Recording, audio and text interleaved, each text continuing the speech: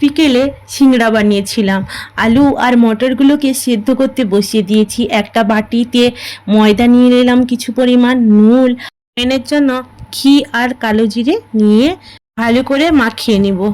দিয়ে এটাকে যতক্ষণ না ওটা খাস্তা খাস্তা হবে ততক্ষণ মাখিয়ে নিব। জল দিয়ে অল্প অল্প জল দিয়ে একটু শক্ত শক্ত করে মাখিয়ে রেস্টের জন্য ঢাকিয়ে রেখে দিলাম। কড়াইতে শুকনো লঙ্কা, পানমৌরি, জিরে, ধনে, রাঁধুনি আর মিতি ছিল না বলে ওটাকে পাঁচমিশালি দিয়ে গ্রাইন্ডারে গুঁড়ো করে নিব।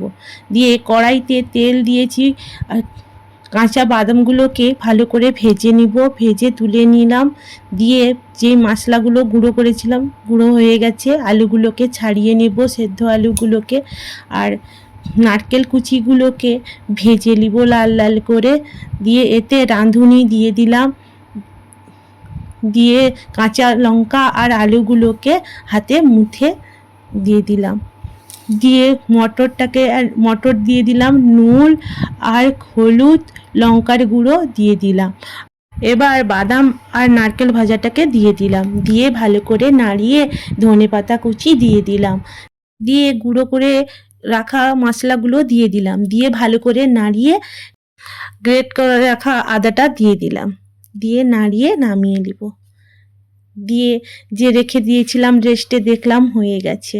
দিয়ে এরকম ছোট ছোট করে লেচি কেটে নিয়েছি। দিয়ে বেলে নেব।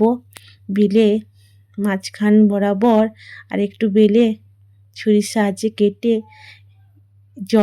জল দিয়ে ওকে মুড়ে নিলাম। দিয়ে ওর ভেতরে পুরটাকে দিয়ে আবার একটু জল দিয়ে সুন্দরভাবে মুড়ে নেব। দেখো, এইভাবে চেষ্টা করো বাড়িতে, দেখবে সুন্দর হবে। এই যে একটা করে একটা বানিয়ে নিচ্ছি এরকম জল দিয়ে, তোমরাও করে নেবে। দেখে নিলে তো কেমন আমি বানালাম, সেইভাবে তোমরাও বাড়িতে চেষ্টা করবে, দেখবে সুন্দরভাবে বানাতে পারবে।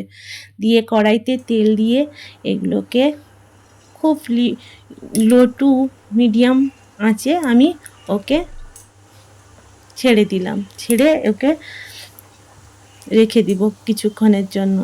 এক পিঠ হয়ে গেলে তারপর উল্টে দিব। উল্টে পাল্টে ভেজে তুলে নেব। বাড়ির যে সিঙ্গারা বানালে এত যে টেস্টি হয়, একবার বাড়িতে ট্রাই করে দেখো, খুব সুন্দর লাগবে। আর যা মজা লাগবে, ওর সঙ্গে চাটনি থাকলে আর কথাই হবে না।